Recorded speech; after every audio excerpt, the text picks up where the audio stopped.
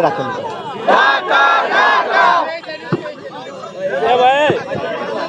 একটু বসে জানতে ভাই, বসে বসলে ভাই দেখতে পারবে, বসলে ভাই দেখতে পারবে।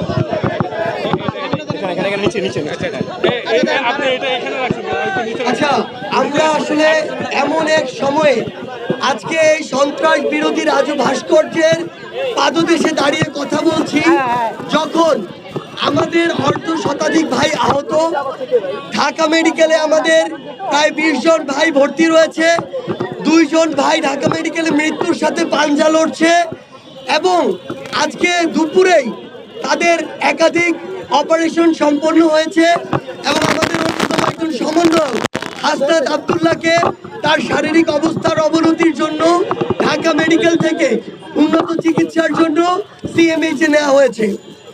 এখন আপনারা যদি একটু লক্ষ্য করেন যে আসলে এই পরিস্থিতি কিভাবে তৈরি হলো।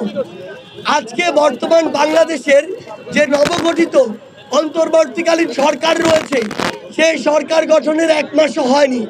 আমরা কখনোই বলবো না যে আপনি এই সরকারের সমালোচনা করবেন না, প্রশ্ন করবেন না, বরং আমরা আপনাদেরকে যৌক্তিক উপায়ে উৎসাহিত করি, এবং আমরাও চাই এই সরকারের যে কোনো যৌক্তিক সমালোচনা করতে, প্রশ্ন করতে।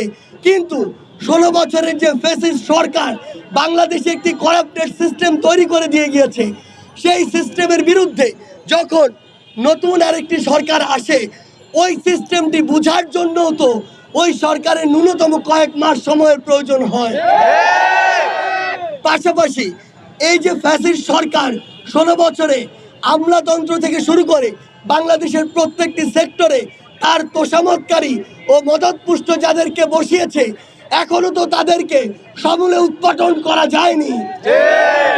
এমন একটি জায়গায় দাঁড়িয়ে সরকারের সবার আগে প্রয়োজন এই সার্বিক অবস্থাটি বোঝা, যারা ওই ফ্যাসিস্ট সরকারের মদতপুষ্ট দুর্নীতিবাজ রয়েছে তাদেরকে ওই সিস্টেম থেকে উৎপাটন করা, এবং তারপরে সিস্টেমটি নতুন করে রিফরমেশনের দিকে যাওয়া।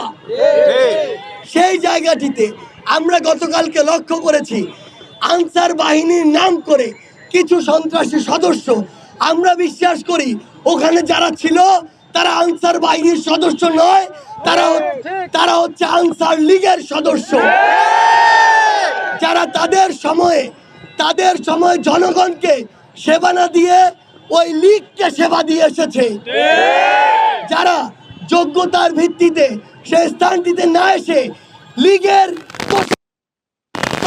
ওইখানে এসেছিল।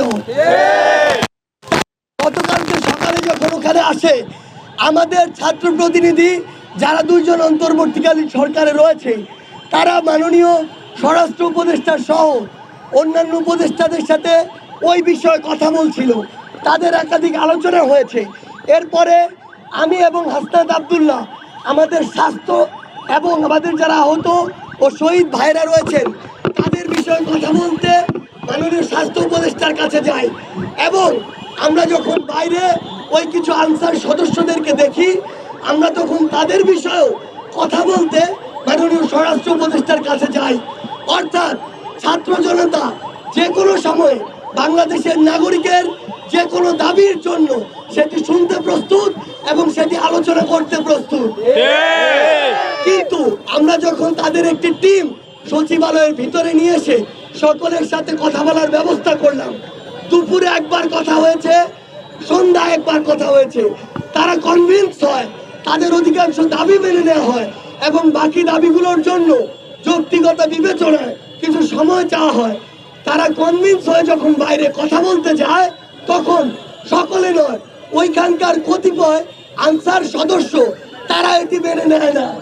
অর্থাৎ তাদের উদ্দেশ্যই ছিল দাবি মানা বা না মানার সাথে কিছু নয়, তাদের উদ্দেশ্য ছিল সচিবালয়কে অবরুদ্ধ করে দেশকে অবরুদ্ধ করার চেষ্টা করা। সেই জায়গা থেকে আপনারা ইতিমধ্যে জেনেছেন যে ওইখানে আনসার লীগের যারা নেতৃত্ব দিয়েছে তাদের মধ্যে প্রধান যিনি ছিলেন, তিনি এর পূর্বে স্বেচ্ছাসেবক লীগের একজন নেতা ছিলেন, এবং সেই স্বেচ্ছাসেবক লীগের নেতা সহ অসংখ্য 5-8টা পেটুয়া বাহিনী আনসারের নাম করে গতকালকে আমার বিশ্ববিদ্যালয় সহ ঢাকার অসংখ্য ছাত্র ভাইদের উপরে অতর্কিত রক্তাক্ত হামলা চালায়। আমরা জেনেছি যে এর পূর্বে যিনি এই আনসারের ডিজি ছিলেন তিনি একজন আওয়ামী লীগের মদতপুষ্ট পা চাটা ডিজি ছিলেন।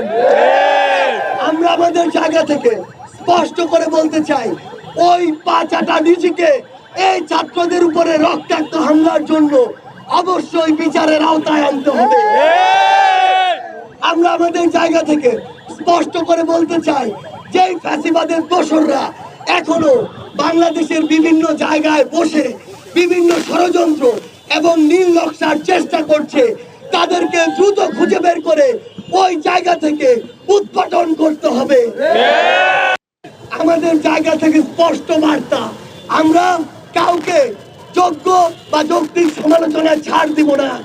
আমরা মাননীয় স্বরাষ্ট্র উপদেষ্টাকে বলতে চাই, আপনি আমাদেরকে বলুন 5 তারিখ চলে গিয়েছে, আজকে 26 তারিখ, এখনো পুলিশ কেন পুরো দমে মাঠে নেই?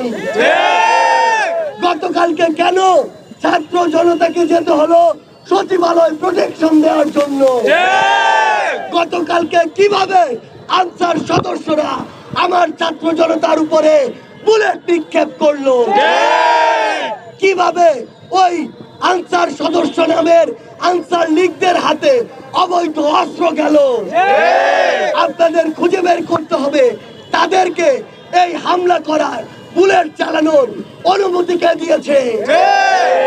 আমাদের জায়গা থেকে স্পষ্ট বার্তা, অন্তর্বর্তীকালীন সরকারের কোনো একজন উপদেষ্টা যদি তার দায়িত্ব পালনে নিজেকে যথেষ্ট যোগ্য এবং যতটুকু শ্রম দেওয়া প্রয়োজন ততটুকুর উপযুক্ত না মনে করে, তাহলে তার নিজে থেকে এর চেয়ে ভালো একজন অপশন খুঁজে দেওয়া উচিত। আমাদের জায়গা থেকে আমরা স্পষ্ট করে বলতে চাই, গতকালকে আমাদের ভাইদেরকে যারা আঘাত করেছে, রক্তাক্ত করেছে, অতি দ্রুত সময়ের মধ্যে তাদেরকে বিচারের আওতায় আনতে হবে। যে সকল সদস্যরা গতকালকের চক্রান্তের সাথে জড়িত ছিল এবং গতকালকের এই যে প্রোগ্রামটি ছিল এটিকে একটি চক্রান্তে নিয়ে যাওয়ার জন্য যারা ওইখানে